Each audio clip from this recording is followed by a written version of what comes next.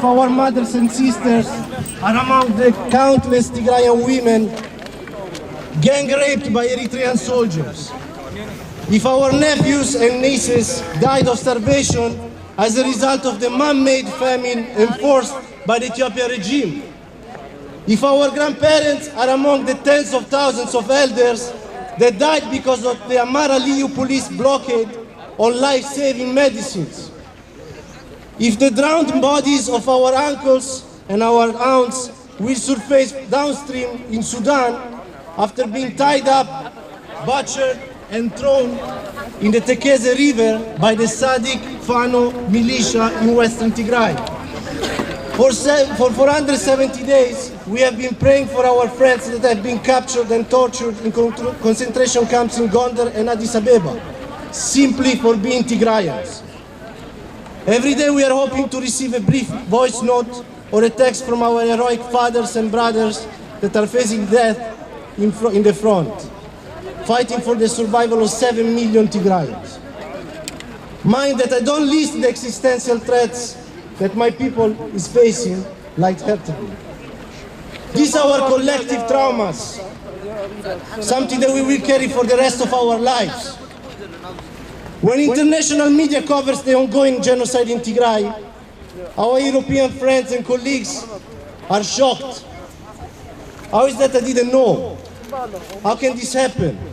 How did Ethiopia end up in this mess? Why Eritrean troops are in Ethiopia? These are the common questions that we have to answer. For months, many self-appointed academic experts on African affairs reply to these queries with meaningless sermons covering the previous 100, if not 200 years of Ethiopian politics. We have an easier answer to those questions. Just 3 words. Abiy Ahmed Ali. In only a few years, Abiy destabilized the entire Horn of Africa. He managed to hold the sham election where millions of citizens could not participate. He shamefully paid Isaias Afwerki, the Eritrean dictator, to rape and massacre Ethiopian citizens of Tigrayan, Kemant, Oromo, Gambela, Benishangul, and Somali ethnic backgrounds.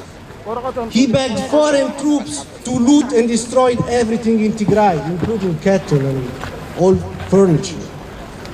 Perhaps this is the worst treasonous act that any prime minister ever made in the history of humankind.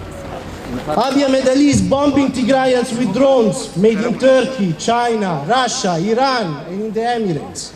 Not the best European allies, I would say.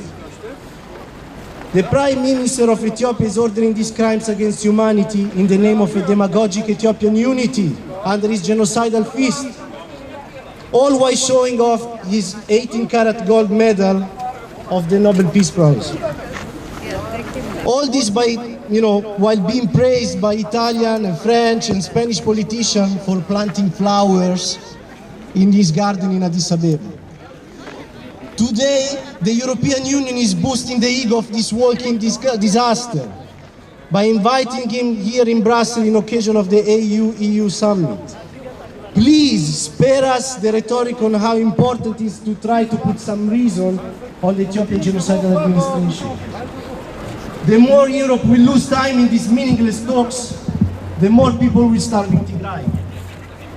To end the catastrophic crisis that the Horn of Africa is facing, European government must pressure Abiy Ahmed's ally, Putin, as they actually do in Ukraine. Berlin, Paris, Rome, they all must push within the NATO framework for a no-fly zone and force other NATO members like Turkey to stop providing drones to the Ethiopian genocidal regime. The European Parliament must fiercely condemn and sanction the United Arab Emirates as they're supporting Abiy Ahmed with funds and weapons. To participate in today's surreal summit between the African and European Union should be at best embarrassing for the European diplomats involved. How is this even possible to reach bilateral agreement on development with the Ethiopian administration, especially while Prime Minister Abiy is bombing the infrastructure of an entire Ethiopian region? How can our European representatives take selfies with the same Ethiopian ministers that are enforcing a genocide on a full scale? Should it be bad for one's political image to be seen with an African dictator that starves countless of civilians?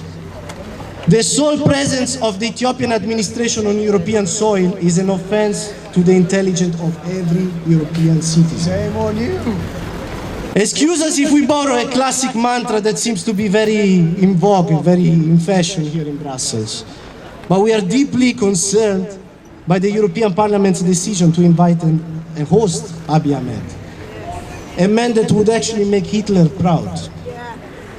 Frankly, what's happening today in Brussels is second only to the recent 35th ordinary session of the African Union that was held earlier in Addis Ababa this month. On this occasion, the African leaders that are now participating in the AU summit were able to cover various topics, including the terrible condition of the Palestinian people in Gaza, or how to handle the COVID pandemic in the African continent.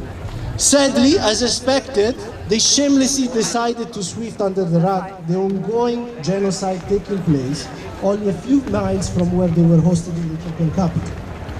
Every single one of these so-called African leaders avoided to mention the ethnic replacement, man-made starvation, and the blockade of medicines that millions of Tigrayans are facing today. We can now understand why the overwhelming majority of Africans don't feel represented by this incompetent and corrupted African leadership. Why, you might ask? Why should European nations be fully involved in saving millions of Tigrayans? Well, because European governments played a crucial role in creating this tragedy. We will never stop to list these mistakes, especially after seeing that so little is being done to correct them. Let's start with Italy again. Recently, the Italian Minister of Defense, Lorenzo Guerini, condemned the presence of Eritrean troops in Ethiopia. We welcome his long overdue reply. However, the Italian Minister of Foreign Affairs, Luigi Di Maio, continues his awkward silence on why Italy shockingly funded the Ethiopian sham election of Abiy Ahmed with 400,000 euros. Instead of replying to the pressing question of the Tigrayan Italian community that is present here today, the Deputy Minister of Foreign Affairs, Marina Sereni, participated on a meeting with Ethiopian technocrats. This meeting took place here in Brussels 2 days ago. It focused on how to achieve, and I quote, the sustainable development and green transition of the Horn of Africa. It's surreal, completely surreal. Yesterday, instead of criticizing Addis Abeba's government for the total destruction of Ethiopian economy and for the systematic demolition of Tigrayan infrastructure, the Italian ambassador to Ethiopia, Agostino Palese, met Meleku Alebel Addis, the Ethiopian Minister of Industry. In this shameful occasion, the Italian ambassador focused on, you're not even going to believe this, the Ethiopian fashion industry during a genocide. Il comportamento del governo italiano in merito al genocidio in Tigray è oltraggioso. Migliaia di cittadini italiani di origine tigrina da mesi rimangono esterrefatti in seguito alle scelte imbarazzanti dei rappresentanti delle istituzioni italiane in Europa e alle Nazioni Unite. Parlare di affari bilaterali con un'amministrazione genocida è una macchia indelebile che rimarrà nella storia della Repubblica Italiana. Inclusi i nomi di coloro che in maniera ufficiale e ufficiosa hanno chiuso occhi e orecchie davanti alla morte di centinaia di migliaia di cittadini e di civili. France had a military deal that was halted only after 10 months since the beginning of the genocide. Germany awarded the prestigious 2021 German Africa Prize to the state-appointed president of the Ethiopian Human Rights Commission, Daniel Bekele. What Joseph Goebbels was for Hitler, Daniel Bekele is for Abiy Ahmed. If you think that this is an exaggeration, feel free to check the reported atrocity done by the international media and compare them to the one that's done in Abiy. Plus, Spain, which actually right now sanctioned more than 1 million euro to Ethiopia to help, and I quote again, the emancipation of Ethiopian women, giving 1 million euro to the Ethiopian government. It's incredible. All while Abiy Ahmed and Isaias are ordering thousands of gun raids. El gobierno español dedica más de 1 millón de euros por el empoderamiento femenino y la resiliencia socioecológica en Etiopía.